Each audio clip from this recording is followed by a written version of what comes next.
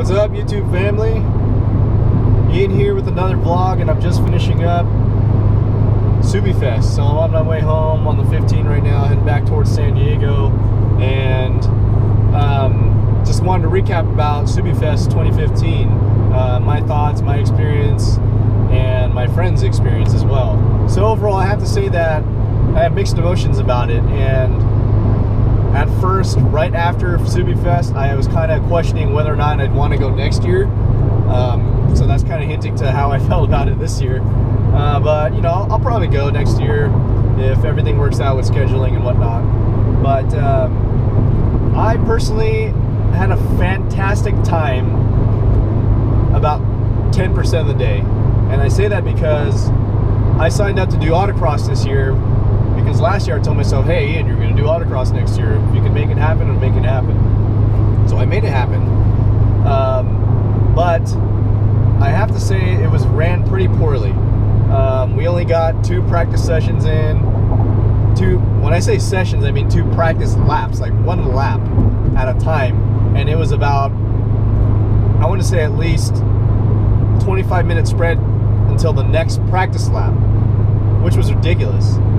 And then on top of that, we only had 3 actual runs to go with to be scored on. Not that I care about scoring, but you know, the actual timed laps. We only had 3 of those.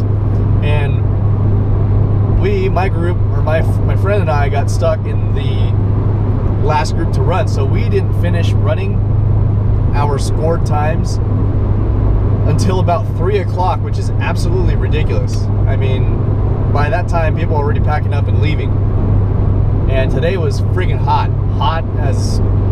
It was just freaking hot as balls, man. Like, seriously, it was bad news hot. Like, I think it was 105 I read on my dash right when I was lining up for autocross.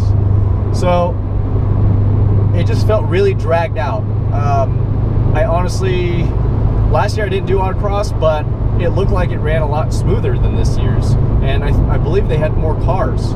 So I don't know, it's just kind of mind-boggling how inefficiently it was run. So I have to say they get about a C- for that.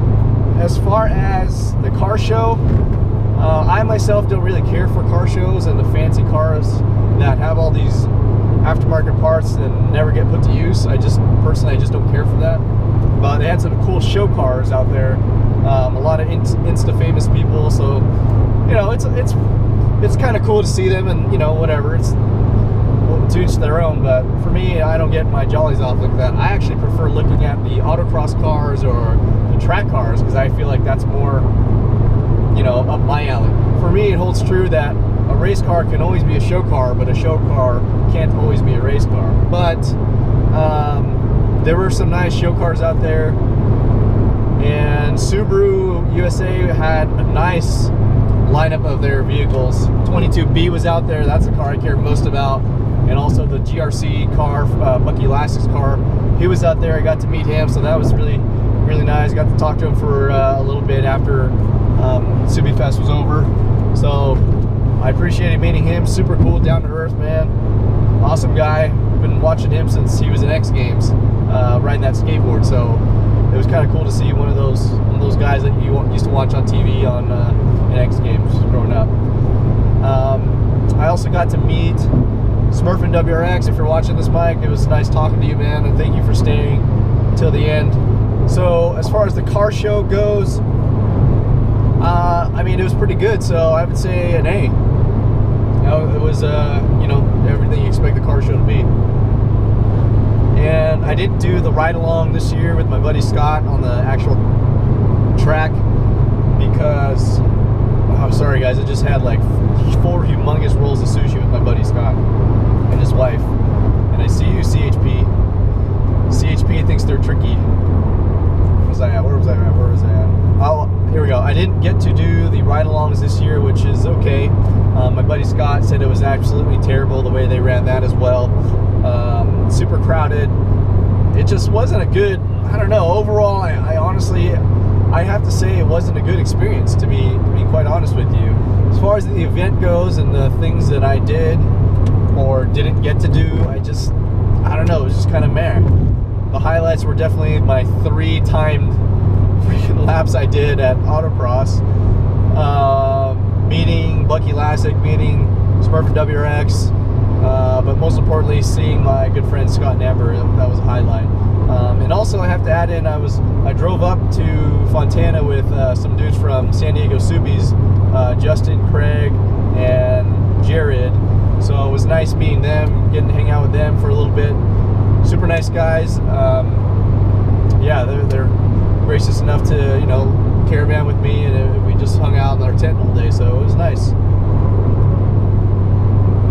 This chick next to me is driving with her freaking cork wedges right up on homeboy's dash and against his windshield. That is like pet peeve. People putting their feet on your dash and on your windshield. That is just outrageous. Major party foul in the car. I just want to thank you folks for supporting me and the channel, watching my videos, spending your time.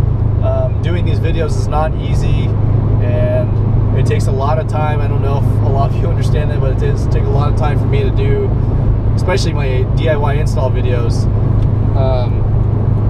Those take a lot of effort to edit and, you know, whatnot. So I really appreciate all the support, and for all of you who've been subscribing and liking my videos, and been getting a lot of good feedback, great comments, and interacting with you folks on YouTube. So if you ever have a question, don't hesitate to ask. Just ask me on Instagram, fresh_WRX, or my YouTube channel, fresh_WRX. I'll try to answer your questions the best I can, but you know, my knowledge is limited, and if I can't answer it for you, then hopefully I can point you in the right direction. But anyways, I'm rambling now, so I will see you folks in the next video. Thanks again. Peace. Nice.